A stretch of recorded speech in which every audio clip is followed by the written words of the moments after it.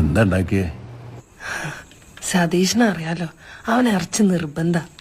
Chicken ഉണ്ടായിരുന്നു ഫ്രിഡ്ജില്. കുട്ടന് അയിലക്കുട്ടാനുണ്ടാക്കി. പിന്നെ ചപ്പാത്തിയും പുട്ടും ഉണ്ടായിരുന്നു. ഉച്ചക്കത്തെ ചോറും സാമ്പാറും ഉണ്ടായി. ഒന്നും പോരാണ്ട്. മൊയ്തീനങ്ങോട്ട് വരണ്ട്. അവൻ്റെ എന്താ ഞാൻ നിനക്ക് കൊടുത്തു വിടണ്ടേ?